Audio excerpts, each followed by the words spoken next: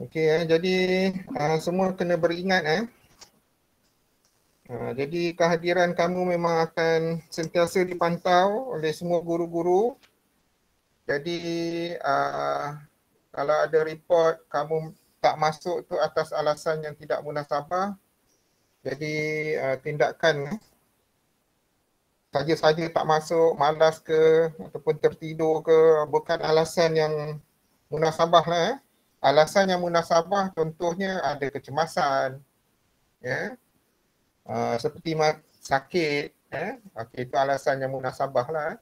Ataupun internet memang langsung tak ada.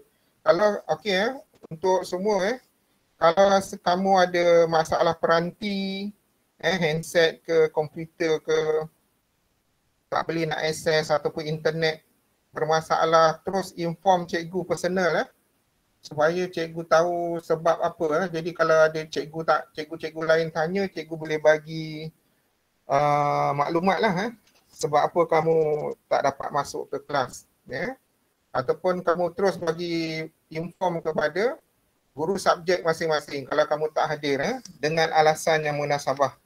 Kalau alasan tak munasabah, memang tak diterima lah. Kalau kamu tertidur ke, terlupa ke, terus minta maaf.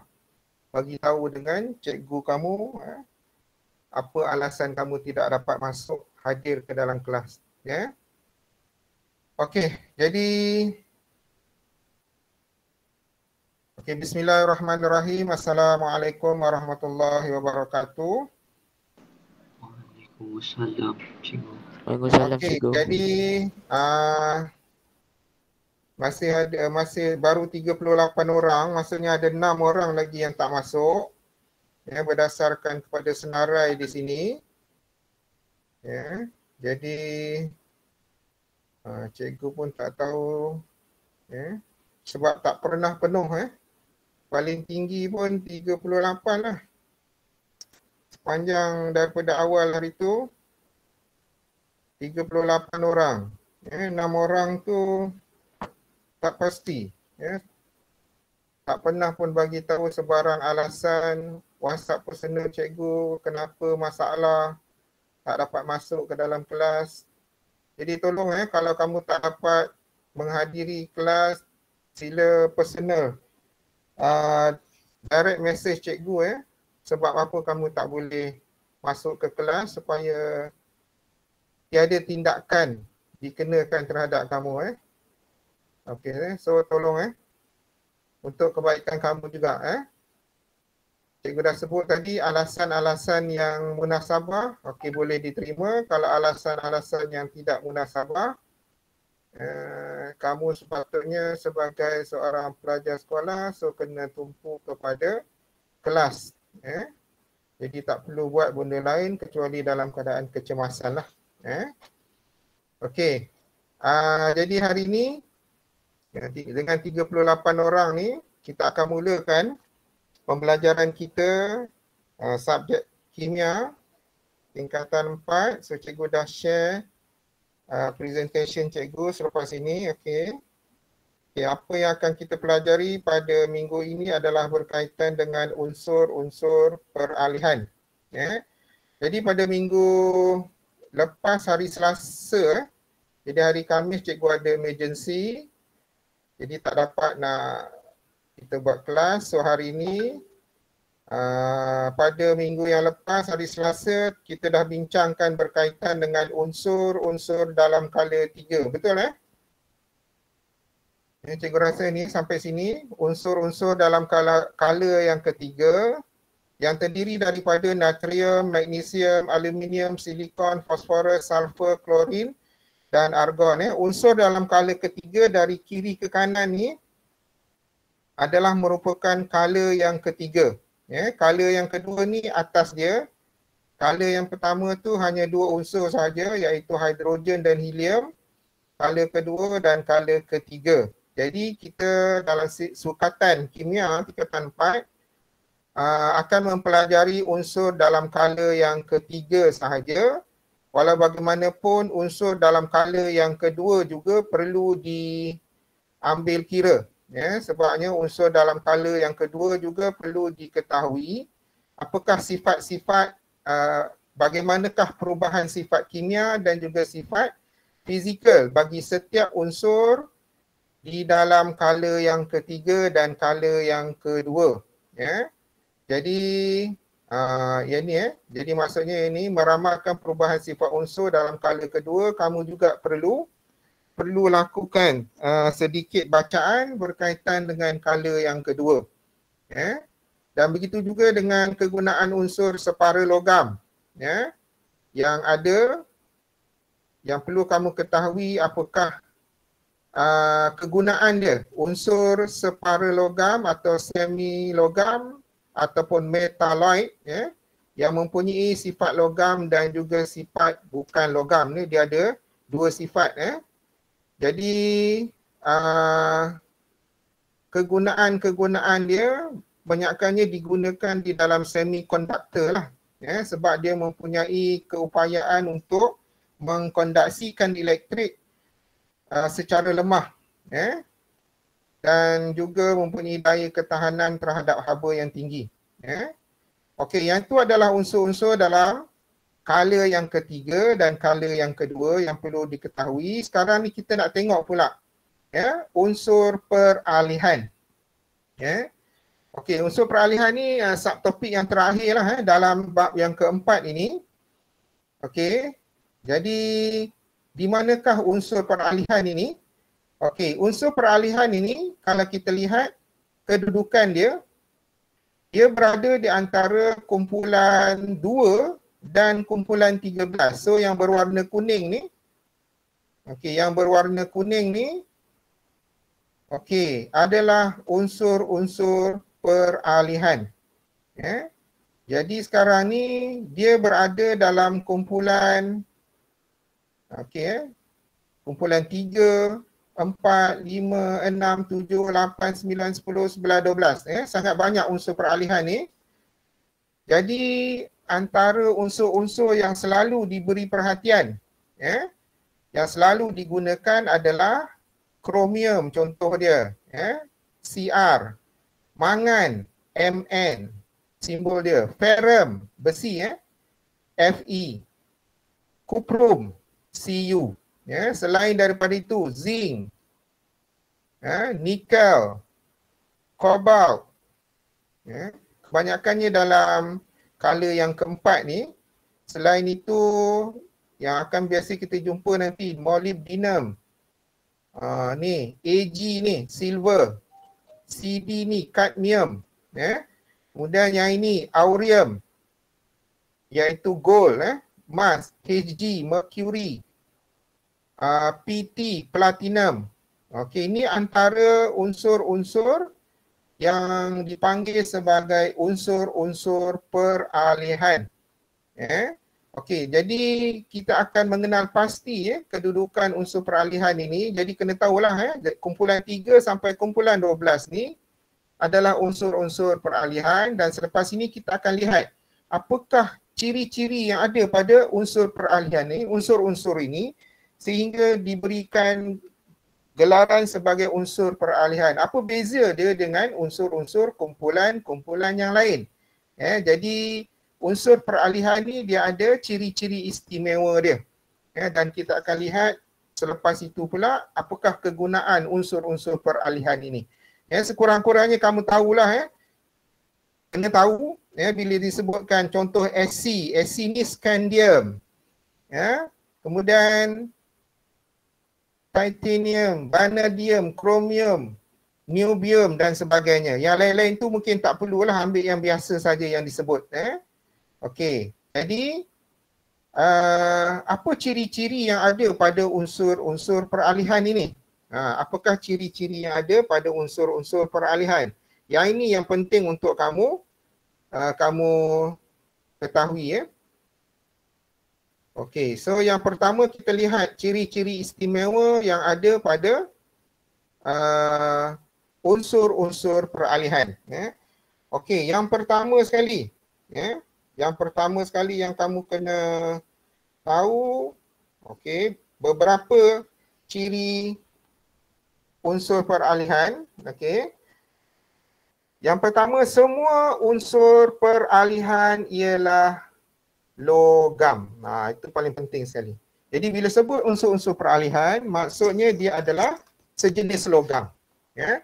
Dan logam-logam ini pula mempunyai sifat-sifat yang berikut. Ya. Okey, ni sifat dia. Jadi kena hafal. Ya. Logam unsur peralihan ni, yang pertama, dia merupakan pepejal dengan permukaan yang berkilat. Dia merupakan pepejal dengan permukaan yang berkilat. Ini kena ingat yang pertama. Yang kedua, tapi sebenarnya nanti ada satu pepejal, ada satu logam peralihan yang dia bukanlah pepejal. Dia adalah cecair. Ada satu, the one and only metal that exists in the form of liquid, in the melting form, liquid, iaitu Hg. Apa dia Hg? Hg adalah mercury. Jadi mercury ni kumpulan 12 unsur peralihan, dia satu-satunya logam yang berada dalam keadaan cecair pada suhu bilik. Jadi sebab itulah mercury ni digunakan di dalam termometer kan. Jadi dalam termometer tu dalam berbuli bawah sekali, yang naik turun itu adalah merupakan cecair mercury. So mercury lah salah satu logam yang berada dalam keadaan cecair. So dalam kes ni ada pengecualian. Jadi selain daripada mercury, semuanya adalah pepejal dengan permukaan yang berkilat. Kecuali mercury, dia cecair tapi berkilat juga. Dia memang berkilat. Okey, yang kedua adalah bersifat sangat keras. Berbanding dengan logam dalam kumpulan 1 dan 2. Okey, dia sangat keras. Kumpulan 1 dan 2 ni dia lembut sedikit. Yang ketiga adalah mempunyai ketumpahkan yang tinggi. Dan yang keempat mempunyai takat lebur dan takat didih yang tinggi. So tolong ingat ciri-ciri umum. Ciri-ciri umum bagi unsur logam peralihan. So boleh sebut logam peralihan. Okey, so ini ciri-ciri umum dia. Pepejal yang berkilat, keras, ketumpahkan yang tinggi dan takat lebur dan takat didih yang tinggi. Okey. Ciri-ciri istimewa. Ini ciri-ciri umum. Okey, ciri-ciri istimewa bagi beberapa unsur dalam beberapa unsur peralihan. Okey, so kita tengok ciri istimewa dia. Ada beberapa ciri istimewa dia. Okey, so yang ni boleh baca. Okey, ciri-ciri istimewa yang tiada pada logam biasa. Okey, yang tak ada pada logam-logam biasa. Jadi yang pertama sekali, apa ciri dia? Yang ni. Unsur peralihan ni dia boleh bertindak sebagai mangkin. Ada unsur-unsur peralihan yang bertindak sebagai mangkin. Apakah maksud mangkin? Mangkin ialah suatu bahan yang boleh mempercepatkan sesuatu tindak balas kimia, tapi dia sendiri tidak mengalami perubahan ataupun tidak mengalami tindak balas. Dia dengan kehadiran dia akan menyebabkan tindak balas kimia akan berlaku dengan cepat. Sebab itu kalau kita lihat ada banyak tindak balas, bahan tindak balas tu A dan B. Bahan tindak balas tu A dan B. Untuk hasilkan C dan D. Tapi kita ada campur bahan lain, bahan kimia lain, contohnya Z. Okey, kita campur bahan Z ni, maka tindak balas A dan B ni akan lebih cepat. Kadar tindak balas dia adalah tinggi.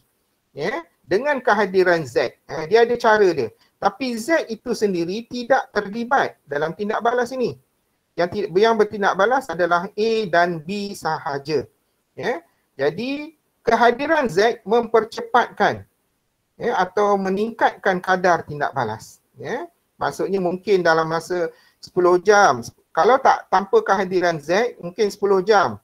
Dengan kehadiran bahan Z sebagai pemangkin, so tindak balas itu dapat berlaku dengan lebih cepat, kemungkinan 2 jam. Itu contoh saja nak menunjukkan bahawa dia mempercepatkan tindak balas, ya, dengan mempertingkatkan kadar tindak balas. So contoh yang ada adalah dalam tindak balas yang dipanggil sebagai proses Haber, ya. Okey, proses Haber ni untuk menghasilkan amonia, ya, dia menghasilkan amonia, ya, NH3 ni, ya. Dan bahan tindak balas dia adalah gas nitrogen dan gas hidrogen. Okey. Jadi untuk mempercepatkan tindak balas ini, maka unsur peralihan digunakan sebagai mangkin, ya, iaitu ferrum. Ferrum ditambah untuk meningkatkan kadar tindak balas dalam penghasilan amonia ini. Dengan syarat-syarat yang lain, 200 hingga 300 atmosfer dan suhu 550 darjah Celsius. So ini salah satu contoh, ya. Ada contoh lain lagi iaitu proses sentuh, proses Oswald, semua menggunakan unsur-unsur peralihan sebagai mangkin, untuk meningkatkan kadar tindak balas. Ini contoh. Jadi kamu sebenarnya kena, sebab kita ada 3 contoh tindak balas kimia di mana unsur-unsur peralihan ini digunakan, ya, dalam meningkatkan tindak balas. Ya. Okey, yang seterusnya, ya, ciri istimewa yang ada pada unsur peralihan ini adalah yang kedua, unsur peralihan berupaya membentuk ion yang berwarna. Ya, jadi kebanyakan bahan-bahan kimia yang berwarna adalah disebabkan oleh kehadiran unsur-unsur logam peralihan. Jadi warna-warna ini sangat penting, ya. Kehadiran warna-warna ini, pemerhatian kita terhadap warna, ya, membolehkan kita mengetahui apakah unsur peralihan yang hadir. Ya. Jadi kamu kena hafal yang ni, ya. Ya. Ni contoh-contoh unsur peralihan yang membentuk ion. Kemudian dia akan menunjukkan warna dia. Ya, jadi yang ini kamu kena hafal. Ya. Nama ion-ion ni, dia biasanya membentuk ion kompleks. Dia ada bergabung dengan unsur-unsur yang lain. Jadi nama ion ini, ion kompleks yang kamu kena hafal selain daripada ion-ion monoatom yang lain. Ya, kalau kita dah belajar sebelum ini, setiap atom tu, ya, bila atom tu dia atom logam, bila atom logam ni dia lepaskan elektron, menderma elektron, so dia akan jadi ion logam dengan charge positif, dengan charge positif. Contohnya macam atom magnesium, bila dia derma 2 elektron, maka dia akan jadi ion magnesium. Dia akan jadi ion magnesium. Okey, so formula dia Mg2+, macam tu. Jadi setiap atom dan ion logam tersebut kamu sudah hafal, sepatutnya sudah hafal sekarang. Jadi sekarang ni tambah lagi dengan yang ini, kamu kena hafal ion-ion unsur peralihan. So kena pergi satu-satu. Okey, yang pertama ion kromium 3, tolong hafal. Ni single atom lah, single ion. Formula dia Cr3 positif, Cr3 positif. Yang ini kita panggil ion kromium 3. Ya, charge dia 3 positif. Warna dia hijau. So kena hafal dia punya simbol ion dan juga warna dia dalam larutan. Jadi ion kromium 3 ni dia akan berwarna hijau di dalam larutan. Okey, itu yang pertama. Yang kedua, ion dikromat 6. Warna dia adalah jingga. Ni warna jingga atau warna orange. Jingga orange. So ion dikromat 6. So kena tulis Cr2O7. Ni dia punya formula ion dia, charge dia 2 negatif. Tolong hafal sekarang. Ya, jangan tangguh-tangguh. Benda ni hafal, memang kena hafal. Tak ada cara lain. Ya. Ini ion dikromat. Ya. Dalam dia ada kromium. Cr tu. Cr tu adalah kromium. Kromium merupakan unsur peralihan. Ya, jadi bila unsur peralihan ada di dalam sesuatu gabungan ion, ya, ion kompleks, ya, gabungan-gabungan unsur dalam sesuatu ion, so warna tu akan dipengaruhi oleh unsur peralihan itu sendiri. So warna jingga tu datang sebenarnya daripada kromium itu sendiri dalam ion kompleks ini. Ya. Okey, yang ketiga, ion mangan 2. Okey, mangan 2 ni. Mn 2 positif, ya, tolong hafal. Ion mangan, formula dia Mn2 positif, warna dia adalah merah jambu. Ya. So bila unsur peralihan ini pula berada di dalam ion kompleks, contohnya ion manganat. So ion manganat ni dia bergabung dengan oksigen, so dipanggil ion manganat 7. Ya. Ion manganat. Ya. So warna dia adalah purple, ya, ungu. Ya. So formula dia MnO4 negatif. Okey, so kena ingat ni formula mesti hafal, wajib hafal. Tidak boleh tidak. Ya. Warna dia ungu, so tolong. Okey, ion manganat. Seterusnya ion ferrum 2, Fe2 positif. Warna dia hijau. Okey. Ion ferrum 2 positif, warna hijau. Ion ferrum 3 positif. Warna dia perang, tolong hafal. So ion ferrum ni dia ada 2 jenis lah. Ya. Satu ferrum 2, charge dia 2 positif. Satu lagi ferrum 3 iaitu charge ion dia 3 positif. Warna pun berbeza. Ferrum 2 positif, ion ferrum 2 positif, warna hijau. Ion ferrum 3 positif, warna dia perang. Jadi kalau ion-ion ini berada di dalam sesuatu larutan, maka larutan itu akan berwarna mengikut warna yang dimiliki oleh unsur peralihan ni. Sebab kebanyakan ion-ion yang lain dia tidak berwarna. Ya, jadi warna-warna tu biasanya disebabkan oleh sifat yang dimiliki oleh unsur-unsur peralihan. Ya. Okey, seterusnya. So kita ada 1, 2, 3, 4, 5, 6. Dah 6. Yang ketujuh. Ion kuprum 2. Cu2 positif. Ya, Cu2 positif. Ion kuprum 2. So ion kuprum 2 ni warna dia biru. So kamu kena hafal semua ni. Ya. Tak boleh tidak. So tolong hafal nama ion-ion yang berwarna ini dan warna-warna dia semua. Okey. Jadi dalam kimia memang itulah, kamu kena banyak menghafal dan cuba mengingati. So warna ada diagram di sini. So yang paling biasa dalam makmal sekolah warna purple ni. Warna ungu ni. Kalau tengok larutan warna ungu ni, yang ni kita dah tahu dah, ni adalah mesti larutan yang ada ion manganat 7. Mesti ada MnO4 ni, warna ni. Kemudian kalau warna dia warna biru, macam ni.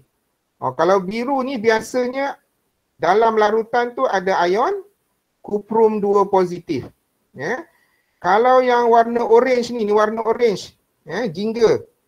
Yang ni biasa adalah ion dikromat. Ya, ion dikromat ada dalam larutan ini. Warna ini yang biasa. Ya. Kemudian kalau warna hijau. Warna hijau. Ni warna hijau ke? Macam biru je. Ini hijau dah ni. Ini hijau. So, kalau hijau ni biasanya melibatkan ion ferrum 2 positif. Ataupun kromium 3 positif.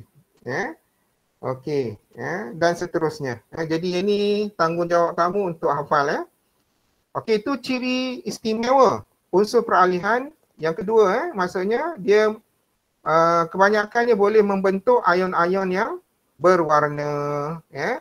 Jadi kalau kamu lihat aktiviti ni, okey. So kalau kita sudah hafal tadi, kalau kita jumpa sahaja larutan-larutan ataupun sebatian-sebatian yang ditunjukkan macamnya ni, so kita dah boleh tahu warna larutan tersebut warna apa. Contohnya ni contoh kromium sebatian ini kromium 3 klorida. So oleh kerana ada unsur kromium di sini yang merupakan unsur peralihan, jadi larutan ini dia akan berwarna kromium 3 lah. Kalau kromium 3 tadi warna apa? Hijau. Okey, so larutan ini akan berwarna hijau. Bahan ini akan berwarna hijau. Kromium 3 klorida. Yang B pula, kalium dikromat. Okey, ini formula dia, kalium dikromat. Ingat balik, dikromat tadi maksudnya dalam larutan ni ada ion kalium, ada ion dikromat. So bila adanya ion dikromat, so warna dia akan ikut warna dikromat lah. Warna apa dia tadi? Jingga. Dan seterusnya. Jadi maksudnya berdasarkan kepada ion-ion yang hadir daripada unsur peralihan, so kita boleh mengetahui warna-warna bahan tersebut. Okay, itu cara dia. Okay, sekarang ni kita tengok pula ciri istimewa yang ketiga bagi unsur peralihan. Okay, ciri yang ketiga adalah unsur peralihan mempunyai lebih daripada satu nombor pengoksidaan. So, apakah dia nombor pengoksidaan? Okay. Apakah dia nombor pengoksidaan? Nombor pengoksidaan ini sebenarnya akan belajar dalam tingkatan 5. Lebih detail. Tapi buat masa ini, secara mudahnya, nombor pengoksidaan ini adalah nilai cas pada sesuatu unsur. Kita anggapkan semua unsur bila dia jadi ion, apakah nilai cas yang ada pada unsur tersebut? Itu maksud dia. Jadi, kelebihan yang ada pada unsur peralihan ini, dia mempunyai lebih daripada satu. Jadi, kalau setiap unsur, dia ada nombor pengoksidaan. Masing-masing akan ada nombor pengoksidaan masing-masing. Tapi unsur peralihan spesialnya dia lebih daripada satu. Itu kelebihan dia. Jadi contoh dia, kromium ni, peralihan unsur kromium ni, dia ada dua nombor pengoksidaan. Satu positif 3, satu positif 6. Okey, nombor pengoksidaan ini, cara tulis dia positif 3 atau positif 6. Positif itu ditulis di depan sebab dia nombor. Kalau cas, kalau ion kan, contoh macam dikromat Cr2O7 negatif. Okey, 2 negatif. Jadi sekarang ni dia punya cas tu di belakang. Di belakang. Contoh macam ion karbonat, CO3, 2 negatif. Nilai cas dia punya negatif positif tu dekat belakang. Belakang nombor. Tapi kalau nombor pengoksidaan, dia punya positif negatif tu di depan, sebab dia nombor. Jadi sebab itu kamu tengok kalau dia mewakili nombor pengoksidaan, kita tulis macam ini. Jangan tulis ikut cas. Cas tu dia punya negatif positif di belakang nombor. Okey, so contoh sebatian dia, kromium 3 klorida. Okey, dalam sebatian ini, kromium 3 klorida, kromium ini nombor pengoksidaan dia adalah positif 3. Kalium dikromat 7, K2Cr2O7. Dalam kes ini, kromium ini, dia punya nombor pengoksidaan adalah positif 6. So, mungkin kamu tertanya-tanya macam mana nombor pengoksidaan ini dikira. Nanti tingkatan 5 baru belajar. Sekarang ni cuma cuma diberitahu dulu.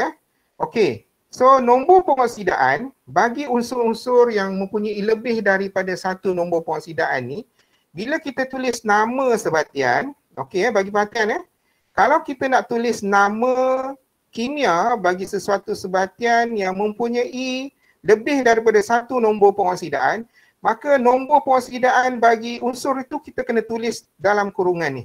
Jadi sebelum ini mungkin kamu nampak ada nama-nama yang ada dalam kurungan ni kan. Ni nombor Roman, kan, nombor Roman ni macam 333 VI IB ni kan. Okey, nombor Roman ni sebenarnya mewakili nombor pengoksidaan yang dimiliki oleh unsur-unsur tersebut. Ya, contohnya macam ni tadi, kromium. Kromium ni nombor pengoksidaan dalam sebatian ini adalah positif 3. So dalam tulis nama, bila kita tulis nama dia, kita kena tulis kromium, buka kurungan, tulis 3, Roman lepas tu tutup. Okey, 3 ni apa petanda dia? Ni tanda maksudnya kromium ini adalah mempunyai nombor pengoksidaan positif 3. Okey, selepas ni maksudnya kalau kamu jumpa nama sebatian kimia yang ada tulis macam ni, okey, ni bermaksud unsur yang di belakang nombor ni mempunyai nombor pengoksidaan dia adalah positif 3. So kalium dikromat, yang ni pun sama. Kalium dikromat dalam kurungan VI. VI ni maksudnya 6. Ya, jadi maksudnya kromium yang ada dalam dikromat ni, nombor pengoksidaan yang dimiliki dia adalah positif 6. Ya. Okey, so sama jugalah dengan lain-lain. Ya. Mangan dia ada 3. Mangan ni sebenarnya dia ada 7 ni ditunjuk 3 je. Mangan ni yang paling banyak sekali, dia mempunyai 7 nombor pengoksidaan. Maksudnya dia boleh berada dalam 7 keadaan yang berbeza-beza. Dalam sebatian yang ini dia nombor pengoksidaan 2, maksudnya dia punya charge 2 positif lah. Yang ini 4, yang ini 7. Jadi dalam sebatian yang berbeza-beza, dia mempunyai keadaan yang berbeza-beza. Itu yang nak ditunjukkan. Ferrum pun ada 2, positif 2, positif 3. Kuprum pun ada 2 nombor pengoksidaan. So contoh kuprum ni, kuprum 1 oksida. Ini kuprum 2 oksida. Oleh kerana kuprum 1 dengan kuprum 2 ni dengan cas yang berbeza ni, kalau kuprum 1 ion dia Cu positif. Kalau kuprum 2 Cu ion dia 2 positif. So dia ion yang berbeza. Warna pun berbeza. Warna pun berbeza. Kalau kuprum 2 ni warna dia warna biru. Kuprum 2 positif. Kalau kuprum positif, kuprum positif apa warna dia? Warna dia merah atau perang. Warna dia perang. Kalau kuprum 1 positif. So sebab dia adalah ion yang berbeza, maka bila tulis nama kita kena pastikan yang ini pun perlu ditulis supaya kita dapat tentukan kuprum yang mana. Jadi bila kita tulis formula kimia pun kamu tengok formula dia akan berbeza sebab ion dia charge berbeza. Jadi kalau kuprum 1 oksida, dia punya formula kimia dia adalah Cu2O. Kalau kuprum 2 oksida, CuO. Jadi formula kimia pun sudah berbeza. Walaupun kalau kita tulis kuprum oksida, jadi kita akan confuse kuprum 1 ke kuprum 2. Jadi sebab itu kena tulis nombor Roman itu yang menunjukkan nilai nombor pengoksidaan bagi sesuatu unsur. So itulah kelebihan istimewa yang ada pada unsur peralihan. Jadi yang ni pun kamu kena hafal jugalah. Biasa kan dengan nama sebatian yang berbeza-beza dengan nombor pengoksidaan yang berbeza-beza. So secara umumnya kita boleh kata nombor pengoksidaan itu dia sebenarnya samalah dengan nilai cas yang dimiliki oleh ion tersebut. Nilai cas samalah, lebih kurang sama. Okey, yang keempat. Yang keempat, unsur peralihan boleh membentuk ion kompleks. Ion yang lebih kompleks ni, ion kompleks. Inilah contoh-contoh. Sebenarnya banyak ion kompleks. Jadi pada peringkat kamu silibus SPM ni, kamu akan didedahkan dengan beberapa ion kompleks yang terdiri daripada unsur-unsur peralihan. Kena hafal ke tidak? Kena hafal. Tak boleh lari. Ada 4 dekat sini. Tolong hafal. Okey, yang pertama adalah ion tetraamina kuprum 2. Jadi biasa kalau kamu zikirkan nombor ni lah nama-nama ni. Okey, ion tetraamina kuprum 2. So dia punya formula ion Cu, kena tulis lah. Sebab benda ni kena biasakan. Petak Cu, kemudian dalam kurungan NH3, dalam kurungan, kemudian 4, ion dia 2 positif. Macam ni cara tulis dia. Ni ion dia. Cu dalam kurungan NH3, tutup kurungan 4. Okey, kemudian kurungan 2 positif. Ni ion tetraamina kuprum. Tetraamina kuprum 2. Yang kedua adalah ion hexacyanoferrate 3. Berbelit lidah. So Fe CN6 3 negatif. Charge dia 3 negatif. So tolong hafal. Yang ketiga ion hexacyanoferrate 2. FeCN6 4 negatif. Yang tadi 3 negatif. Ini hampir sama tapi dia punya nombor peroksidan dia berbeza. Ini 3, yang ni 2. Dia punya charge ion pun okey. Ini 3 negatif, ini 4 negatif. Dan yang keempat adalah hexaaquaferrate 2. Ion hexaaquaferrate 2. Formula ion dia adalah FeH2O6 2 positif. Macam mana nak hafal? Terpulanglah pada kamu. Gunakanlah pelbagai cara untuk mudah ingat semua formula dan nama bagi ion-ion kompleks ini. Jadi ulang-ulanglah. Tulis banyak kali, insya-Allah boleh ingatlah. Okey, jadi itu adalah 4 ciri istimewa yang ada pada unsur-unsur peralihan. Okey, sekarang kita tengok kegunaan unsur peralihan ini dalam industri. Yang ni pun kena hafal. Okey, dalam industri, kebiasaannya unsur peralihan ini digunakan sebagai mangkin. Jadi oleh kerana banyak digunakan dalam industri sebagai pemangkin, iaitu suatu bahan yang boleh mempertingkatkan kadar tindak balas. So kamu kena ingat inilah 4 ini. Yang pertama adalah unsur ferrum digunakan sebagai mangkin di dalam proses Haber. Proses Haber adalah proses untuk menghasilkan amonia. Okey. Yang kedua adalah platinum. Okey, platinum unsur peralihan yang digunakan dalam proses Ostwald. Proses Ostwald tu apa? Proses untuk menghasilkan asid nitrik. Tolong hafal. Jadi proses Ostwald menghasilkan asid nitrik akan menggunakan platinum sebagai mangkin. Okey, yang ketiga, proses sentuh. Apakah proses sentuh? Proses sentuh ni dia adalah untuk menghasilkan asid nitrik H2SO4. Jadi semua sekarang ni kena tahulah bila sebut asid sulfurik, formula dia yang ni H2SO4. Dia melibatkan ion hidrogen dan juga ion sulfat. SO4 ni, ion sulfat dia SO4 2 negatif. So dia bergabung membentuk asid sulfurik ni H2SO4. So asid sulfurik ini dihasilkan melalui proses sentuh. Okey. Dia ada bahan-bahan dia. Jadi proses itu nanti akan dipelajari. Okey, dalam proses sentuh ni akan menggunakan vanadium oksida. Vanadium oksida ni adalah suatu sebatian unsur peralihan. Di mana unsur peralihan tu vanadium lah. Ya.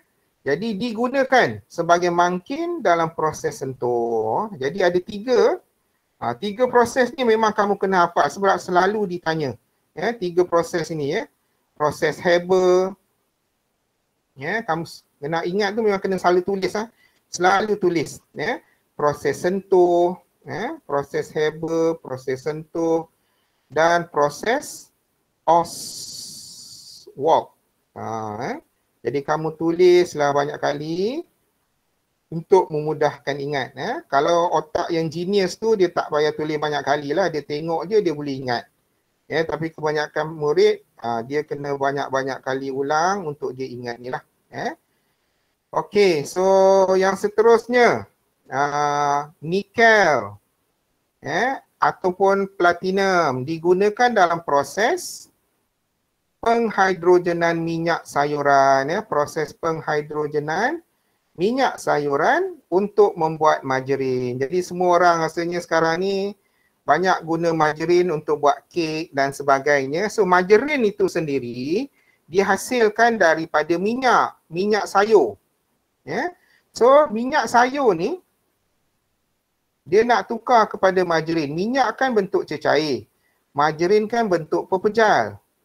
So nak tukar bentuk cecair kepada pepejal, dia akan tindak balaskan dengan gas hidrogen. So sebab itu dipanggil penghidrogenan. Bila hidrogen masuk dalam minyak ni, dia akan jadi pepejal dan itulah dipanggil margarin. Kebanyakan sekarang guna minyak sawit lah.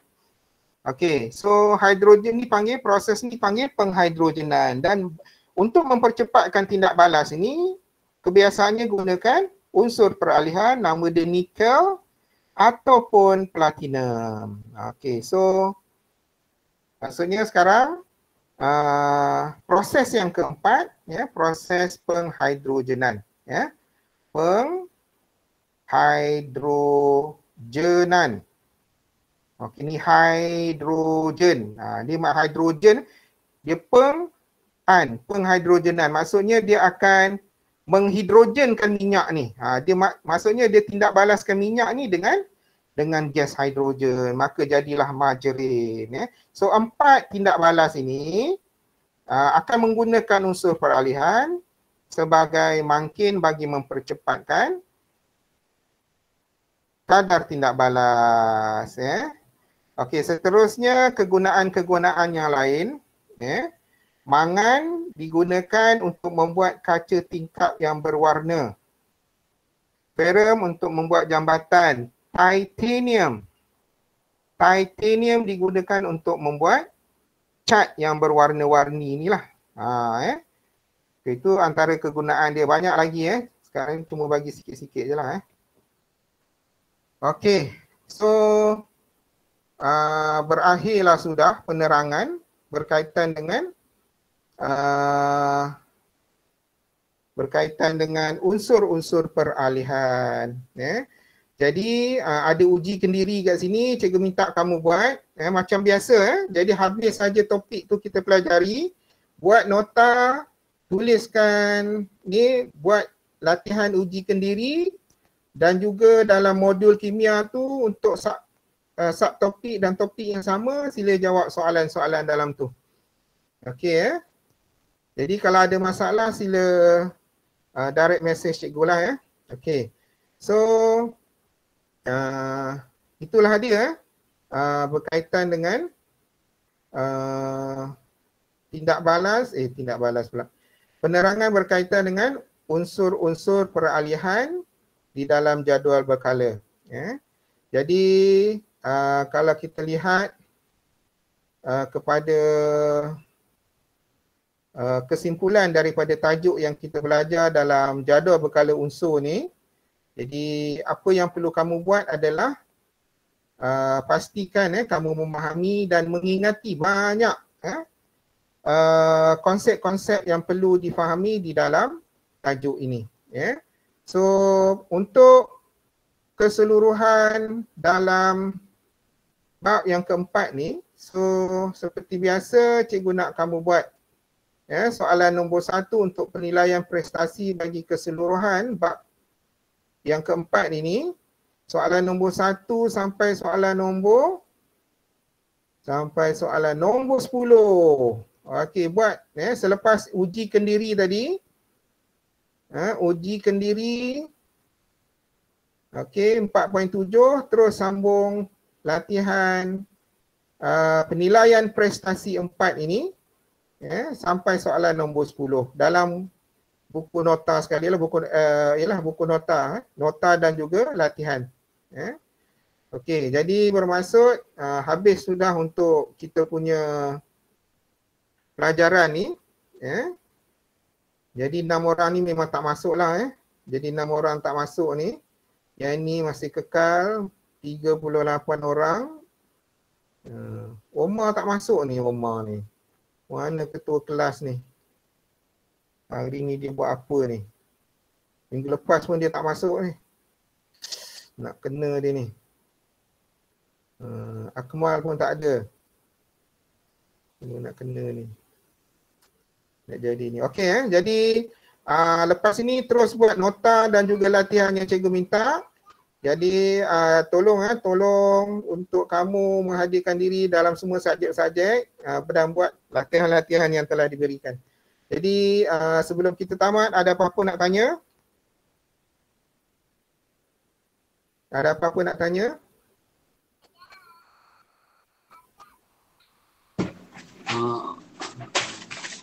Cikgu. Ya. Saya nak tanya satu soalan cikgu. Apa dia?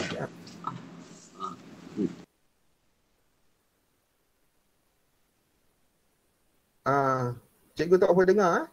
Tak apalah, nanti siapa-siapa ada pertanyaan tu terus tanya dalam grup kimia. Okey, lepas ni semua yang hadir sini 38 orang. Tolong tulis nama kehadiran kamu dalam grup WhatsApp kimia untuk kehadiran. Jadi itu saja untuk hari ini. Sila lengkapkan semua tugasan yang telah cikgu arahkan untuk kamu buat di dalam buku nota dengan latihannya dan juga buku modul kimia. Okey, itu saja untuk hari ini. Assalamualaikum warahmatullahi wabarakatuh dan terima kasih kepada yang hadir. Good job. Bagus semua yang hadir. Diharapkan kamu semua berjaya dalam pelajaran kamu insya-Allah. Terima kasih cikgu. Okey, sama-sama. Terima kasih cikgu. Okay, you are welcome.